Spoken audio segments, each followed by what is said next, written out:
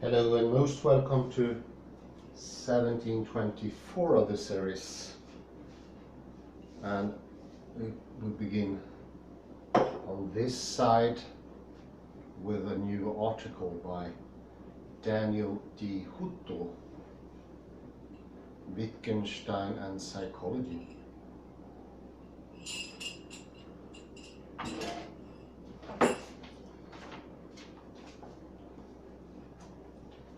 Liberating our minds.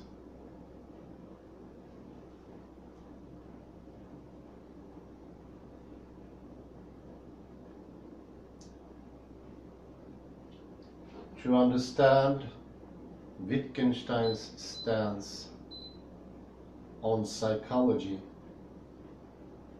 it is necessary to understand the broader approach to philosophy. Philosophy, according to Wittgenstein, is a sort of rescue operation. Its main task is to bring words back from the metaphysical to their ordinary use.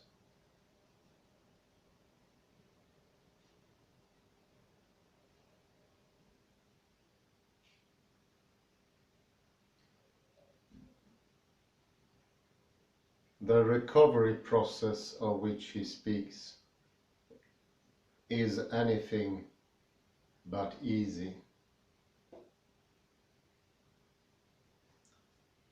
It requires us to break free, often over and over again.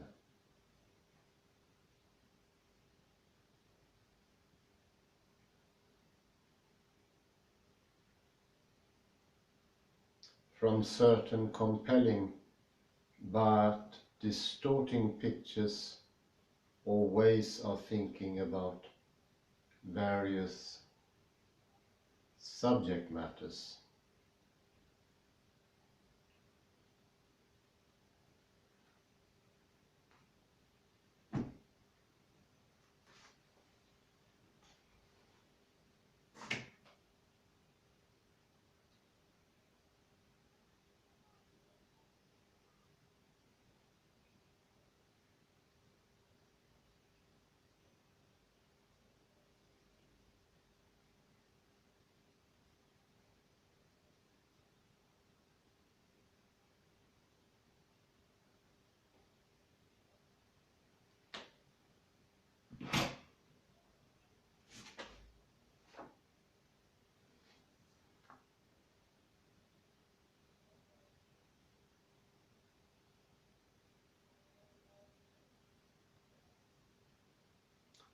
Ways of thinking that irresistibly attracts us and bewitch our intelligence.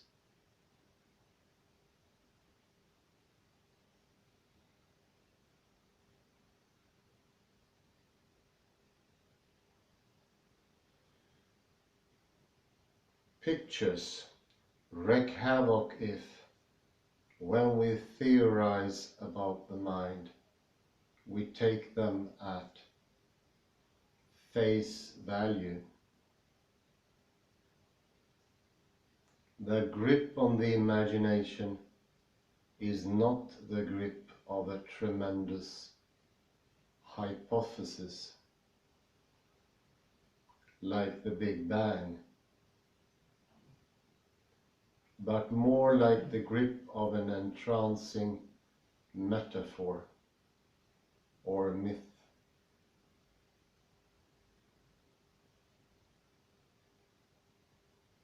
And their influence on theory is as permanent as the language in which they are lodged.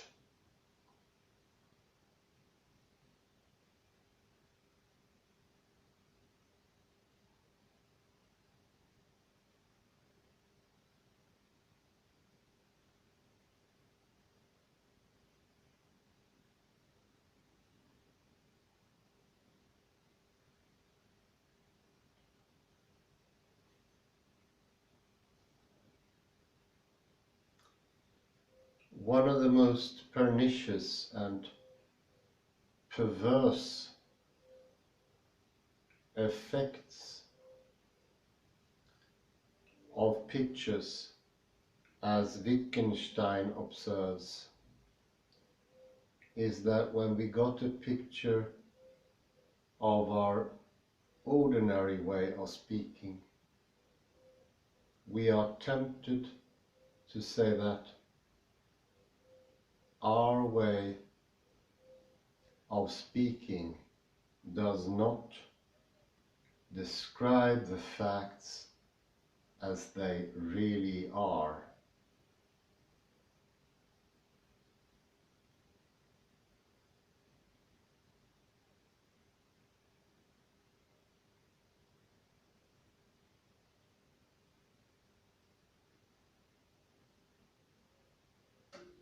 Speaking of his own battles with pictures,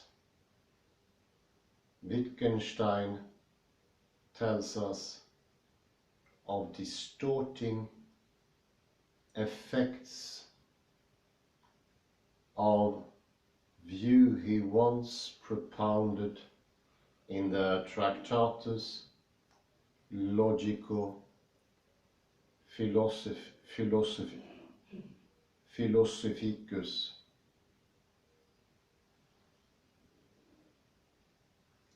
that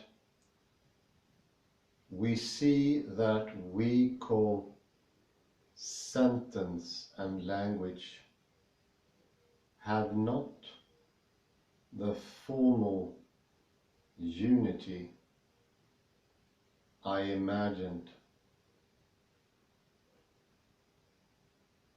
but is a family of structures more or less related to each other.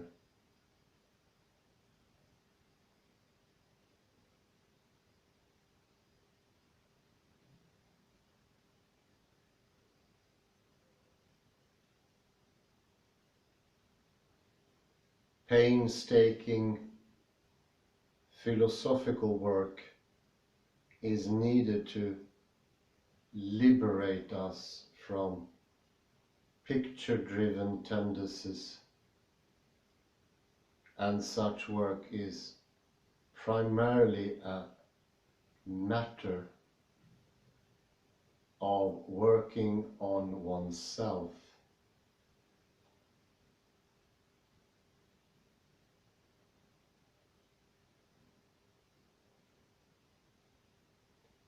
In a prolonged and potentially never-ending process.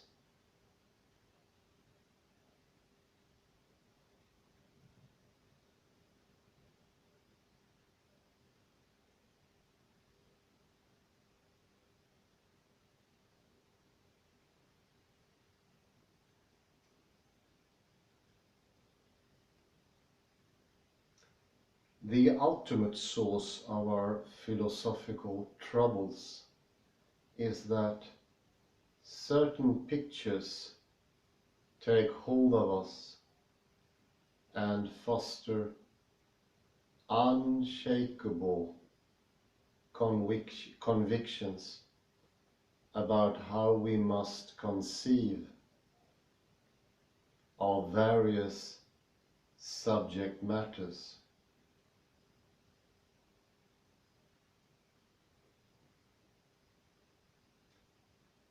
In diagnosing his own problem, Wittgenstein tells us a picture held us captive, and we could not get outside it, for it lay in our language, and language seemed to repeat it to us inexorably.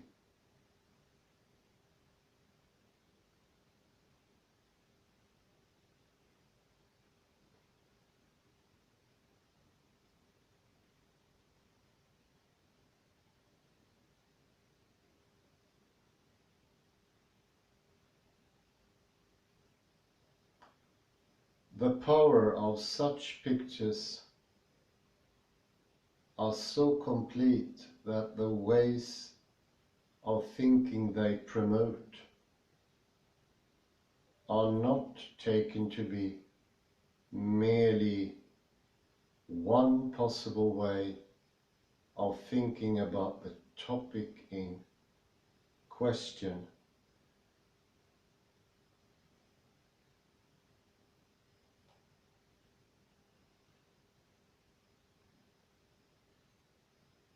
but as the only possible way of doing so.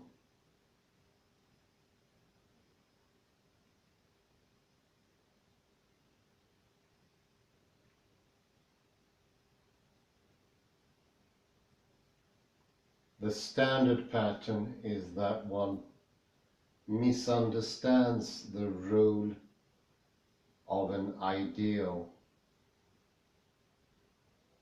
It produces a superstitious conviction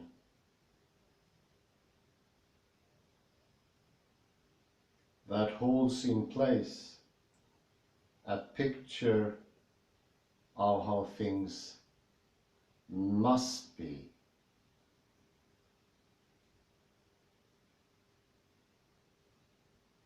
Despite contradiction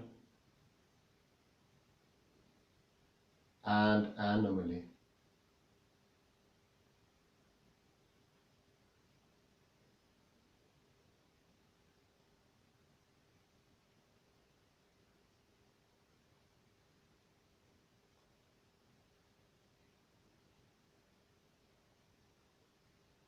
Importantly, as Meredith Williams highlights, the superstition or picture that holds the philosopher is not in itself a mistake.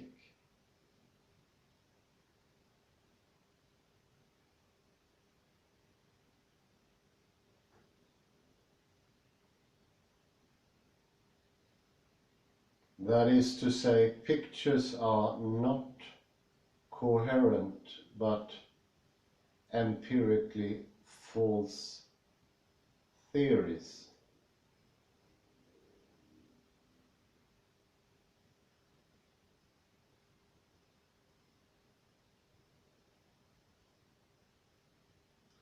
Rather at root, to be in the grip of a picture is to be attracted to certain distorting analogies,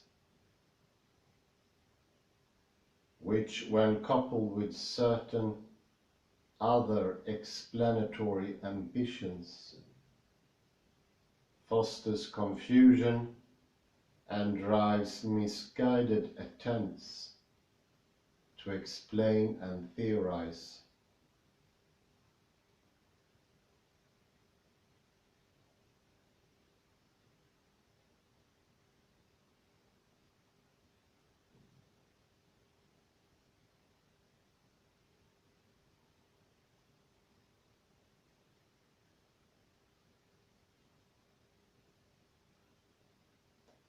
Breaking free of pictures and the picture-driven theorizing they inspire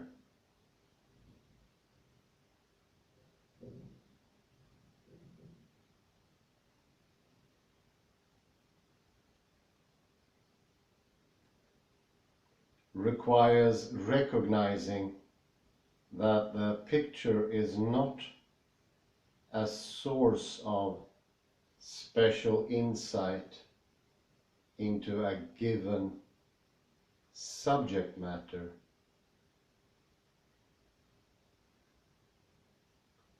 but is in fact a wholly empty, constraining and distracting imposition on our thinking.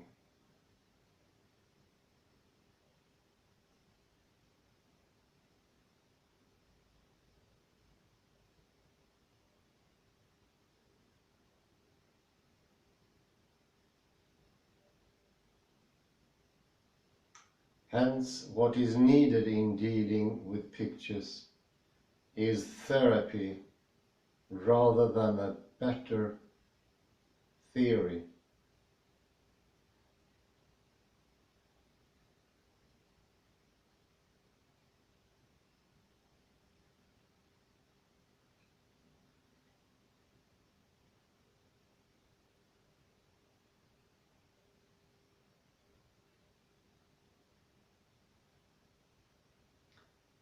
In an attempt to explicate the therapeutic aspects of Wittgenstein's philosophy, Horwich identifies 8 stages in the process through which philosophical problems arise and how they are eventually resolved.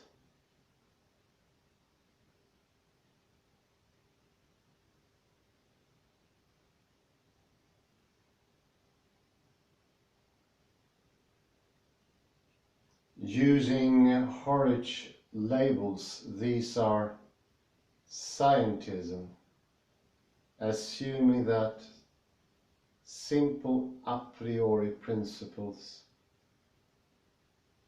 awaits discovery.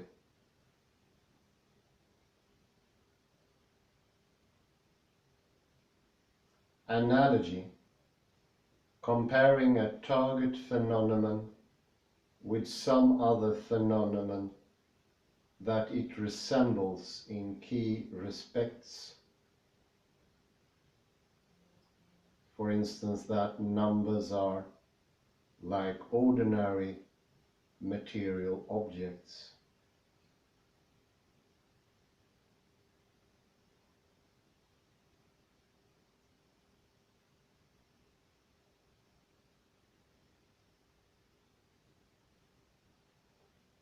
Generalization, supposing that the target phenomenon and the compared phenomenon in fact share essential properties. For instance, both numbers and material objects belong in the general class of objects.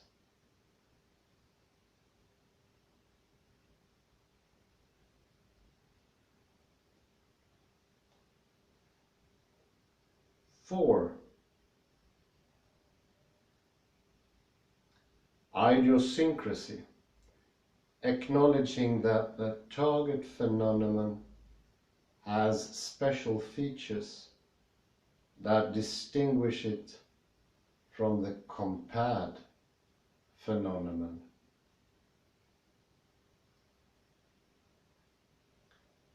That, for instance, numbers are abstract and thus unlike ordinary material objects.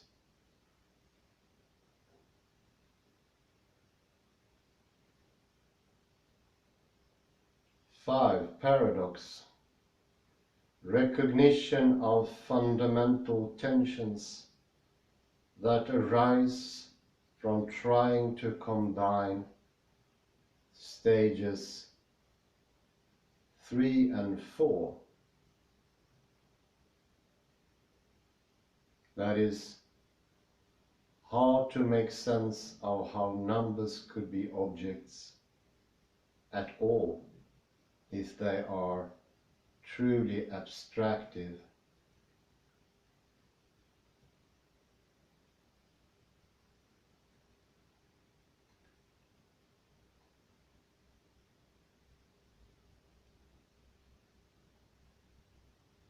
Six, bewilderment, puzzlement about how the target phenomenon is even possible. That is, how can numbers exist at all if they are abstract?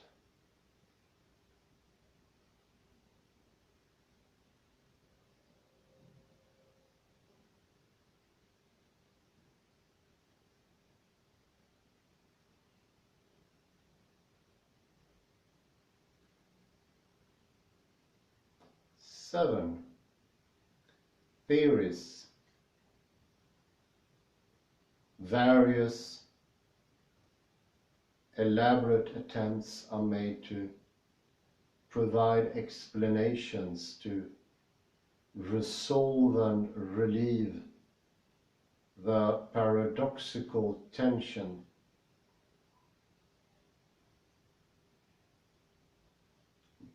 for instance, numbers are fictions, they are Platonic entities.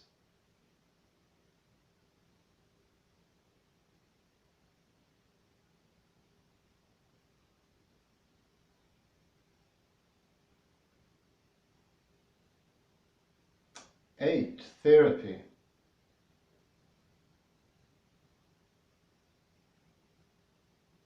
Ultimately, the tension is dissolved not by explaining how to make sense of special features of the target phenomenon, but by recognizing that any philosophical puzzles generated about it are in fact entirely puzzles of our own manufacture.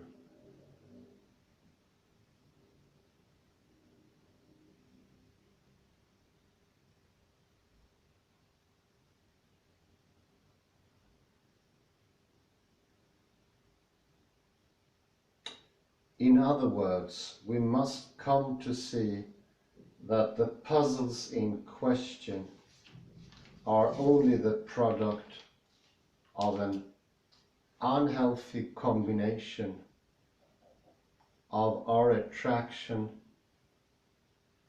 for misleading analogies, our craving for simple generalities, and our tendency to seek explanations.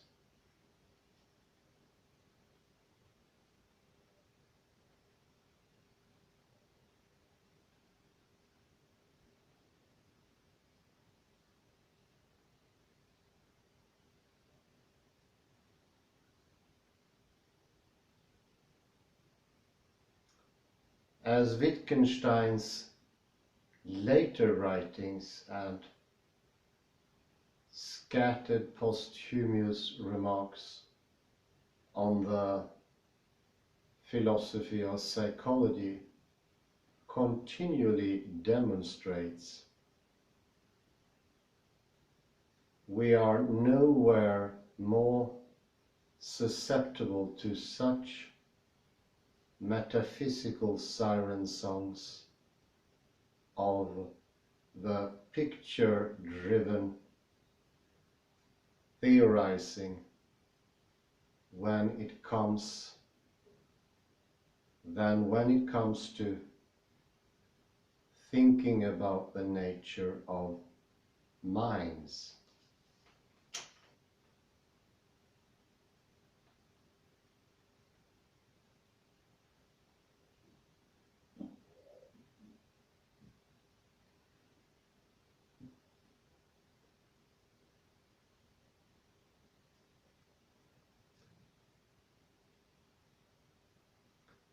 Two, descriptive philosophy of psychology.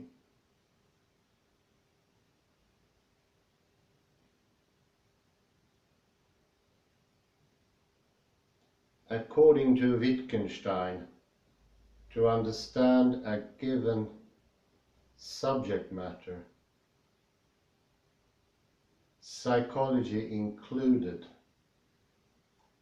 is a matter of supplying illuminating descriptions, not penetrating explanations.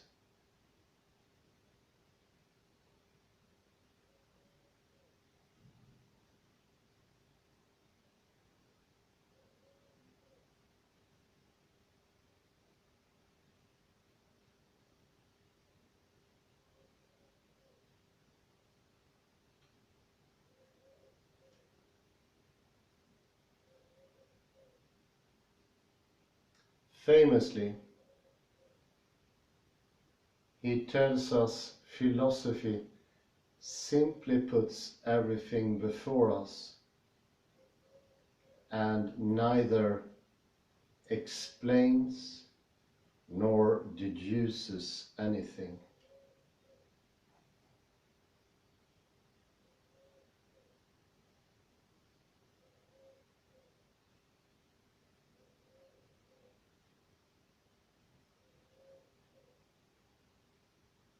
Since everything lies open to view, there is nothing to explain.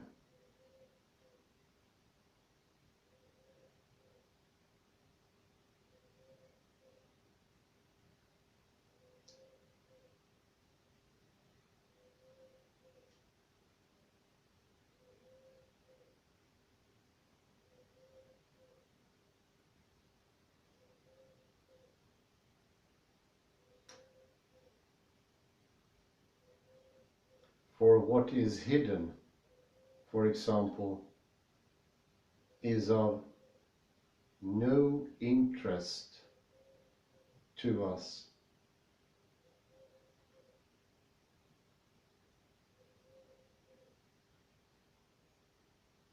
Elsewhere he writes, we may not advance any kind of theory.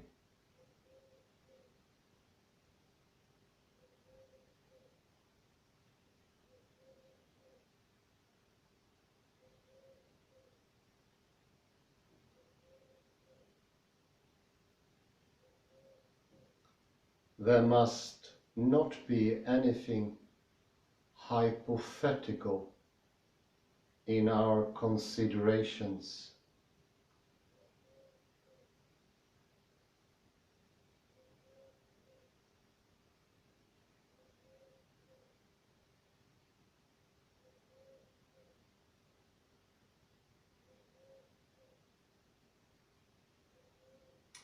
We must do away with all explanation and description alone must take its place.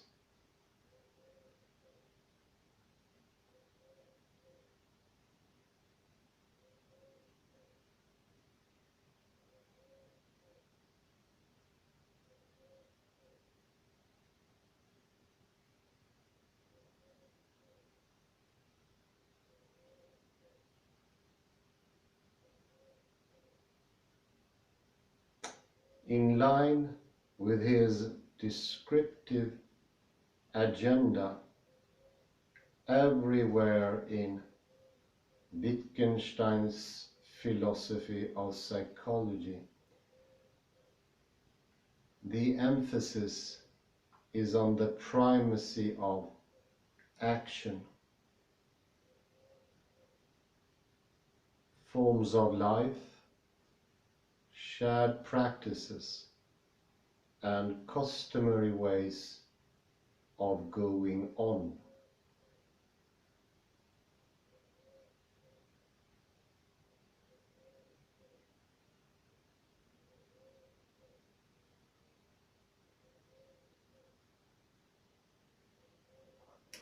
Wittgenstein turned his back on the idea that philosophy requires getting at the essence of things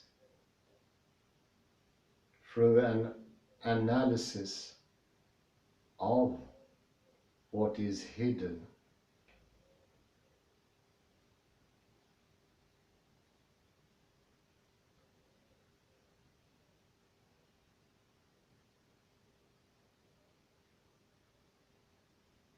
Instead, he directed us to attend to what lies before our eyes, holding that our focus should be on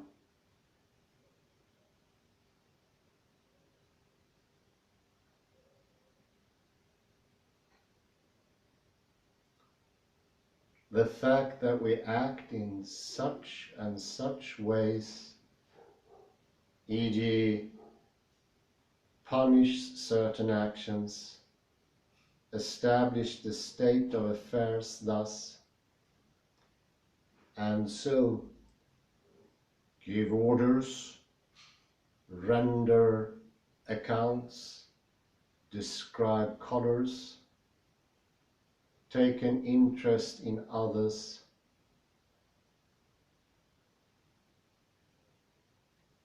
feelings. What has to be accepted, the given, it might be said, are facts of living, forms of life.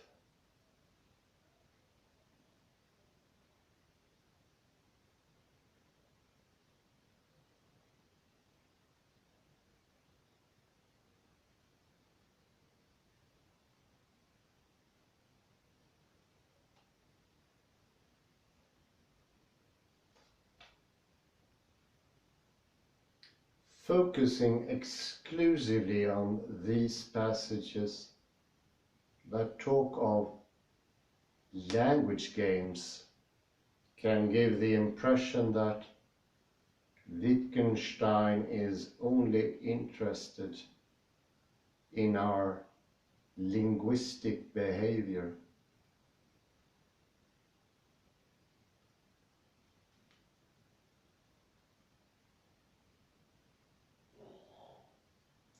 Yet, although in our case, focusing on how we use language is important,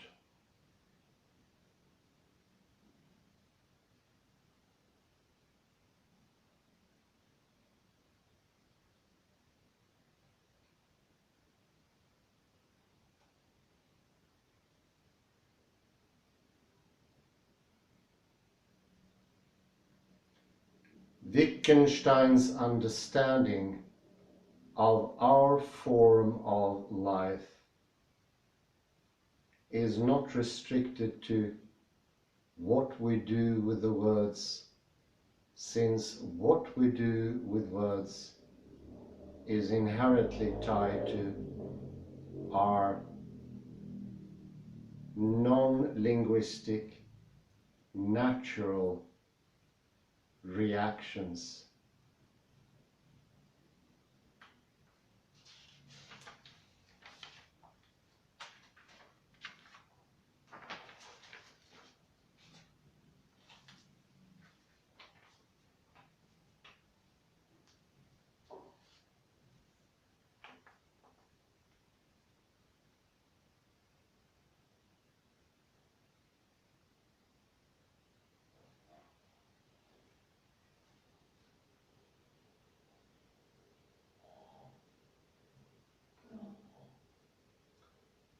A recurrent theme in Wittgenstein's later writings is his continually emphasis on the foundational role that partaking in a form of life plays in making our sophisticated language games possible.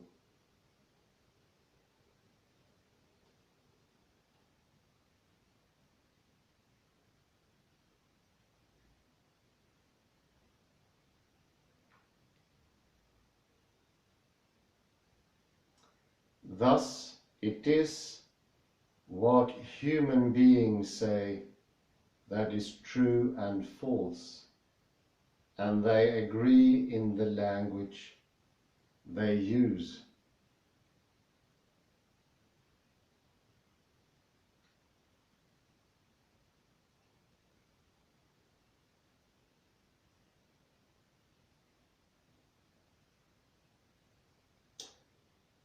That is not an agreement in opinions, but in a form of life.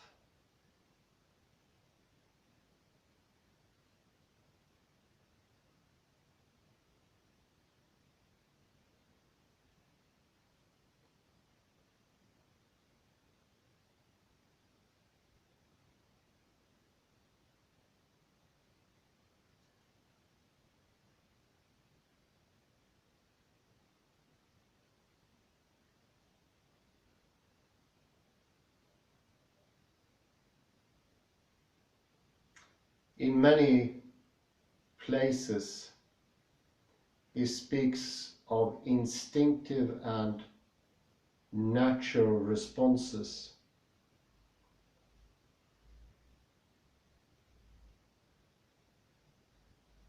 Natural ways of doing things and of carrying on that are the basis for all that we do.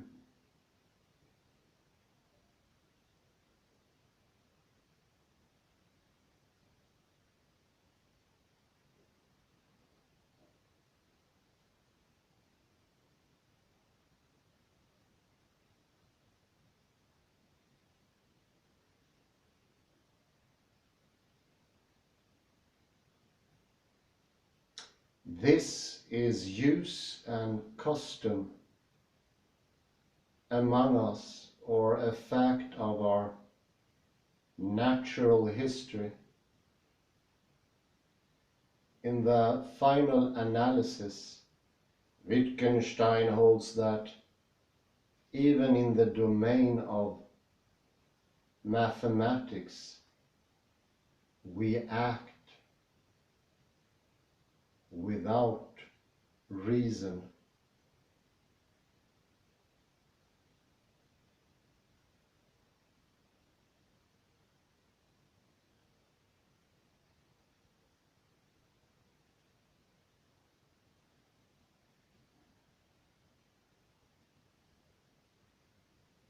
At the roots of thinking, at the bottom of our most sophisticated practices, including our following of linguistic and other rules, is doing.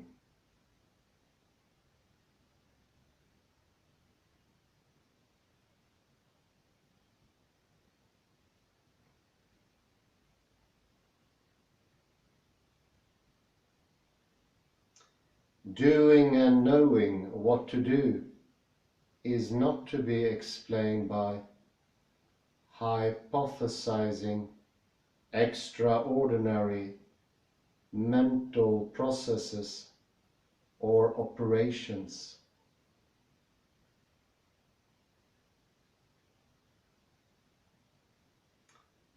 Subpersonal mental processes that somehow have commerce with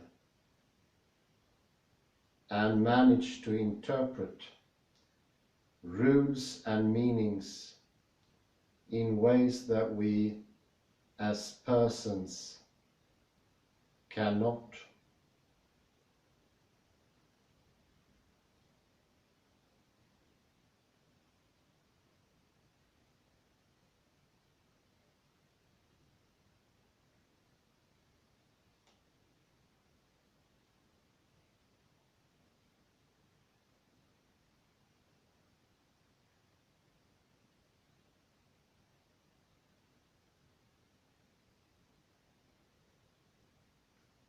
Wittgenstein's talk of our form of life encompasses both our more basic non-linguistic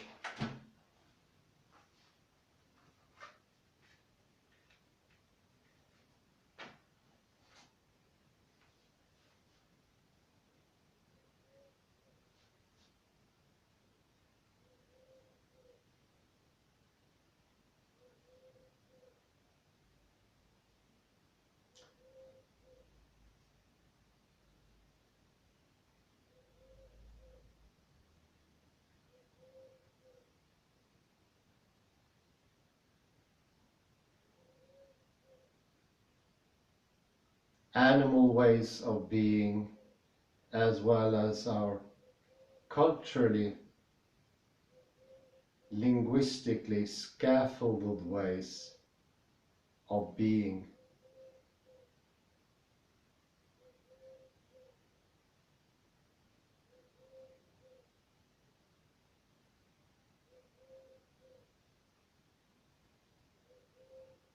These different ways of being relate to one another in a nested way.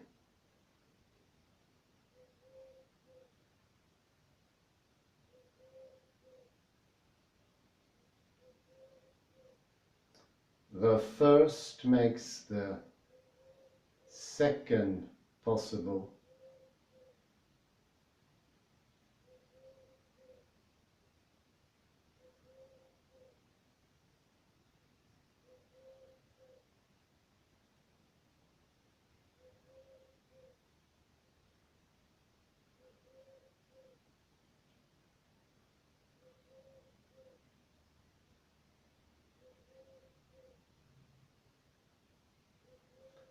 Our natural animal responses fund and fuel, but do not circumscribe the possibilities for our more sophisticated cultural and communal customs and practices.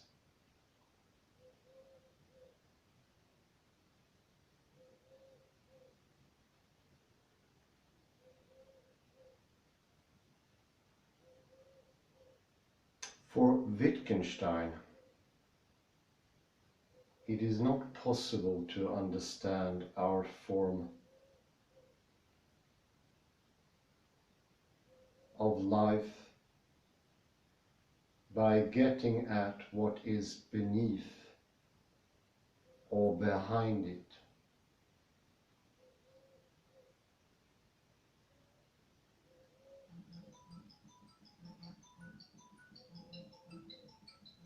There is no possibility of explaining its basis in order to answer certain perceived philosophical needs.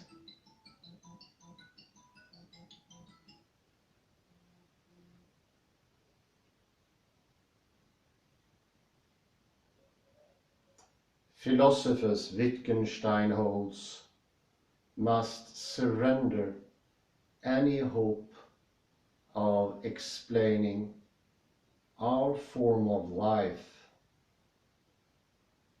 of giving an account of what underlies it and makes it possible.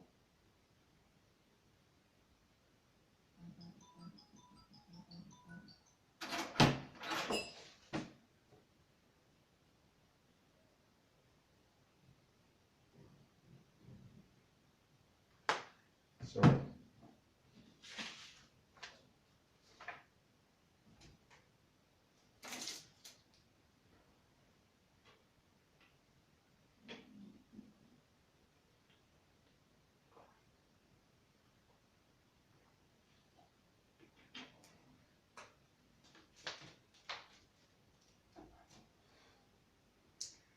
Consequently, for him, it is fruitless to try to explain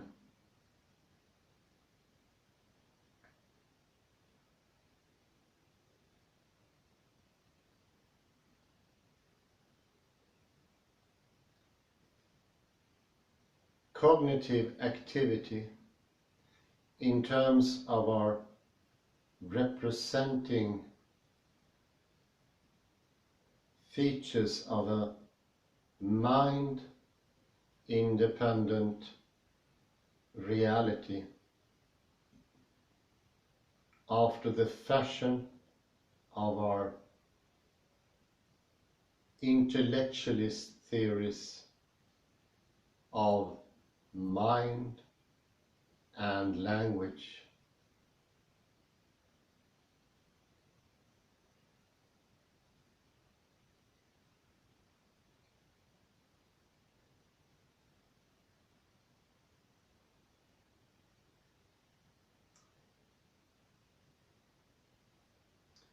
In gesturing at what lies at the bottom of our sense-making practices, Wittgenstein was clearly not trying to use them to make philosophical pronouncement about what there is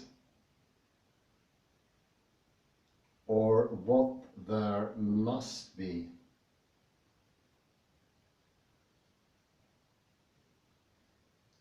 Both remain outside the scope of the explicable, sayable, or articulable, and under no circumstances could their a priori limits they embody be positively stated or charted.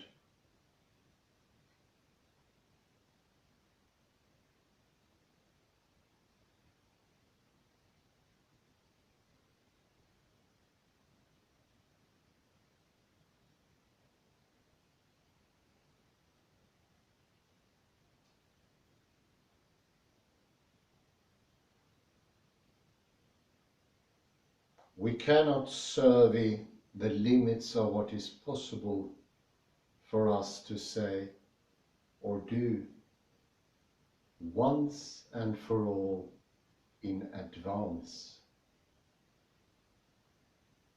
Our form of life can be explored from within, but its limits cannot be grasped and described a priori.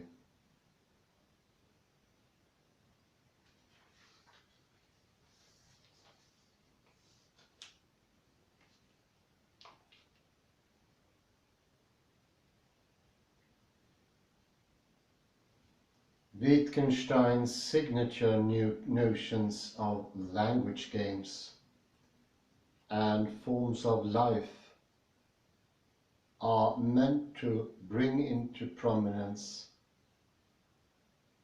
that there is no way to understand our psychology from a theoretical or outsider perspective.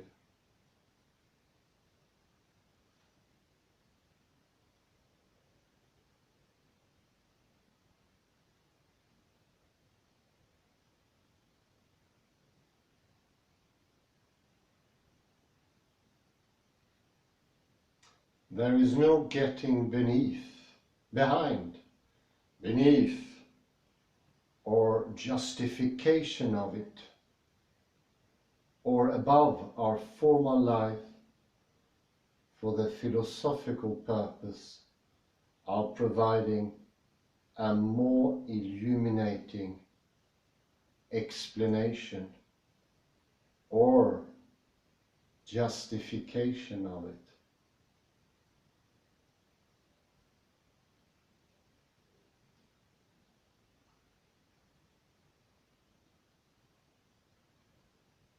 Philosophers go wrong in attempting to theorize about and explain what lies at the base of our activities.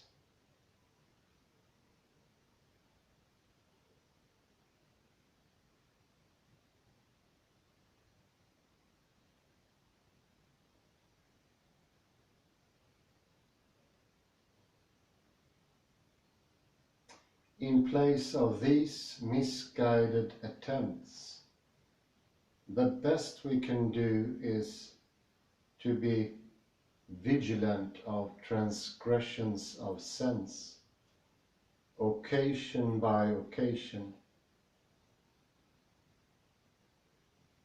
without the aid of general rules that can be independently confirmed.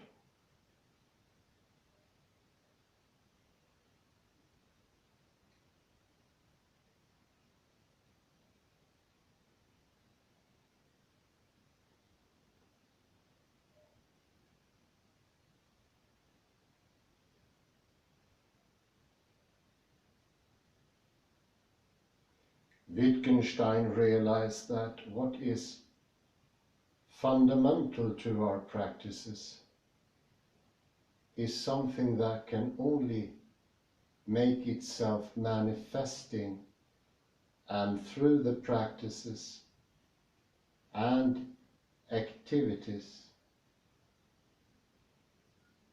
in which we engage.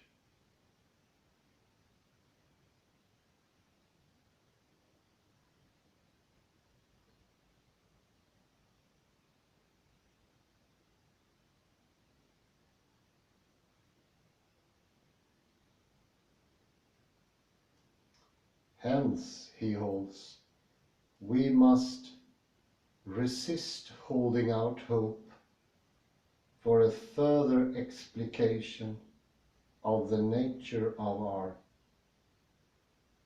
form of life in the form of a philosophical theory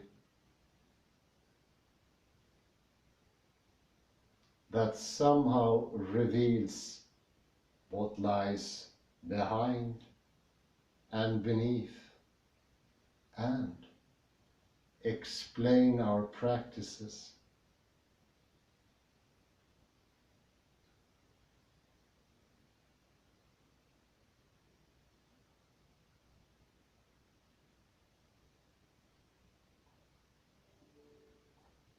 Our natural animal responses fund but do not circumscribe the full range of possibilities present in our sophisticated cultural and communal activities.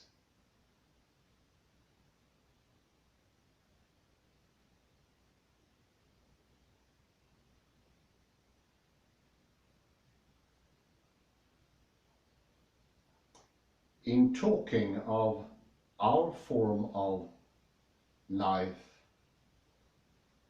Wittgenstein was not only gesturing at both our basic natural reactions as augmented by our encultured ways of thinking and doing, but also what we say and do is inherently bound up with worldly offerings.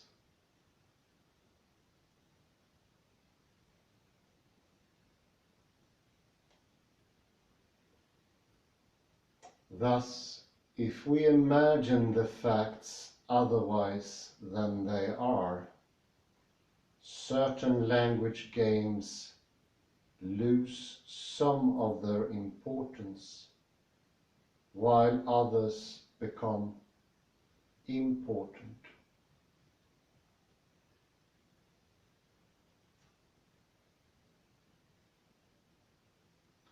And in this way, there is an alteration, a gradual one, in the use of the vocabulary of a language.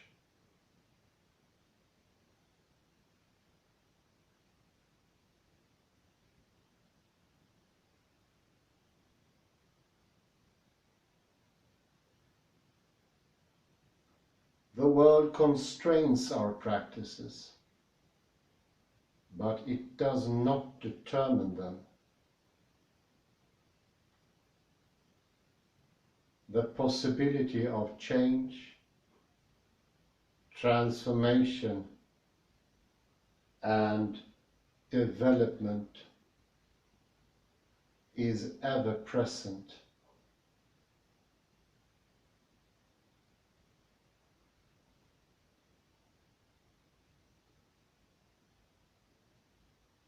Often we are compelled to adopt new practices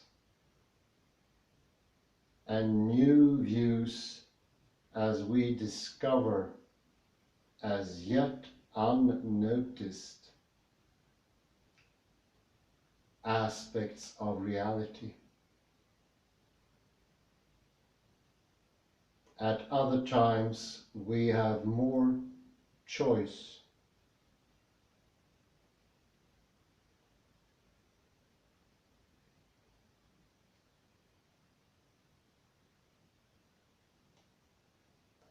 Nevertheless, while there is a degree of latitude, it is neither that just anything goes, nor that viable developments are ever simply a matter of choice.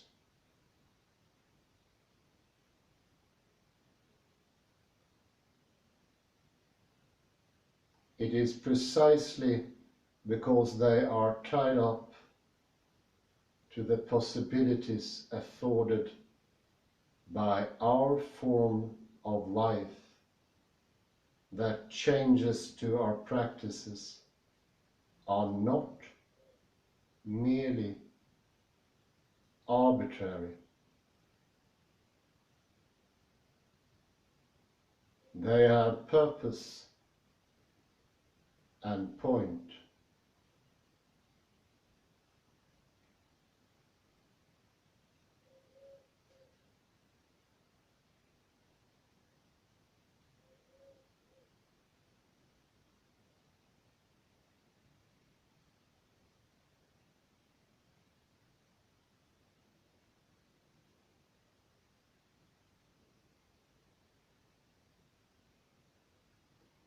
Wittgenstein's driving insight, which runs through all his writings, is that there is no a priori order to things, and hence a fortiori there is no possibility of charting, surveying, or articulating such an order of things.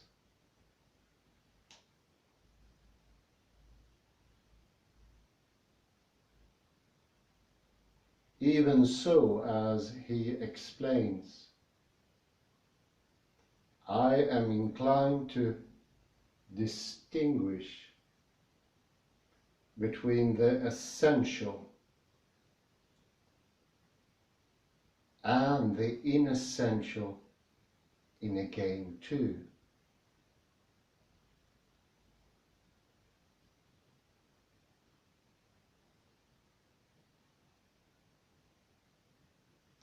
The game, one would like to say, has not only rules, but also a point.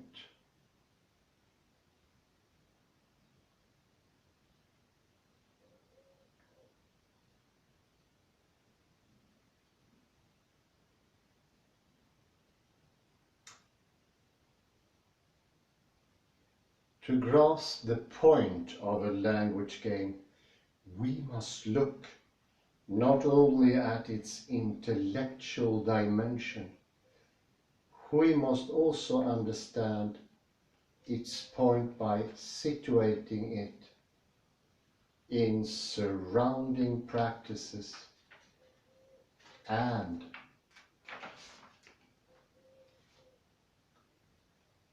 seeing how those practices relate to our basic responses.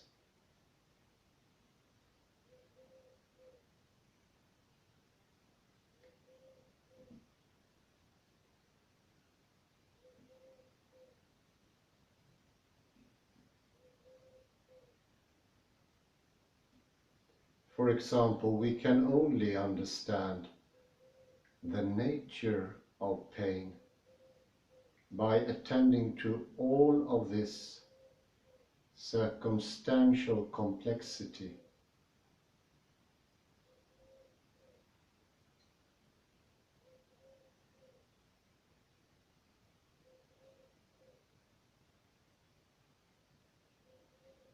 Impeding us to attend to our use of concepts.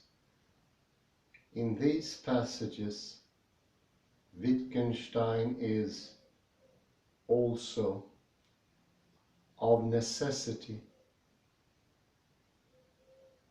bidding us to attend to practices that surround them.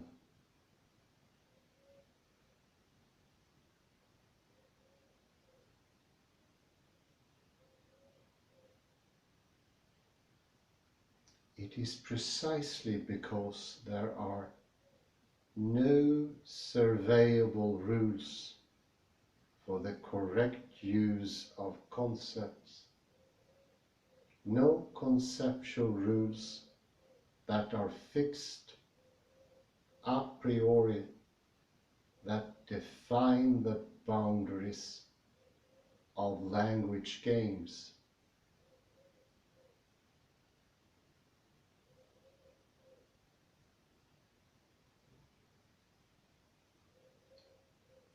That we are asked to imagine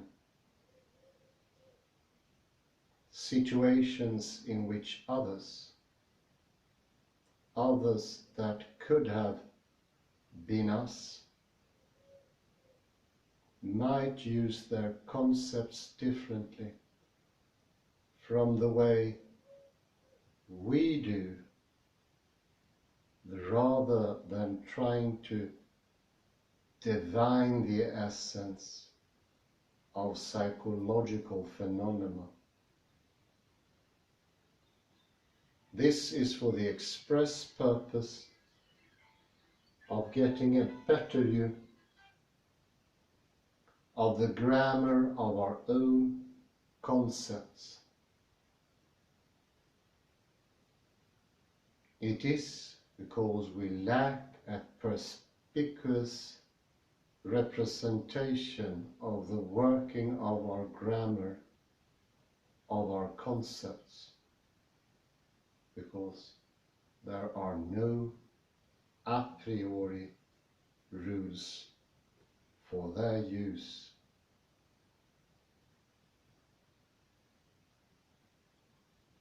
That Wittgenstein places such great importance on reflecting on the similarities and difference between possible language games and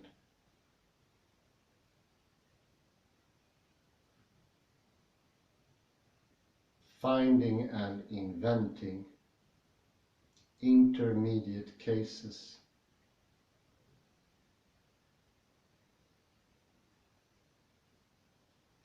Thus, the language games are rather set up as objects of comparison, which are meant to throw light on the facts of our language by way not only of similarities, but also of dissimilarities.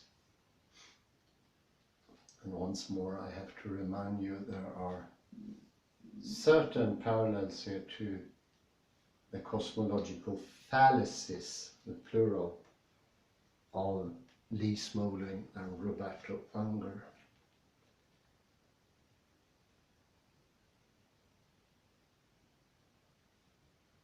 a priori laws or a priori explanations are sort of a temporal variety of the spiritual outside of our universe understanding of the world. It's not a possibility, and it breaks the grammar of our use by doing so. The use is all our interactions, doings, wants, intentions, together or against each other. All those varieties of action, doing, thinking, standing, attitudes, postures, they all have a role. They all change things. I say thank you very much. It was a sheer pleasure.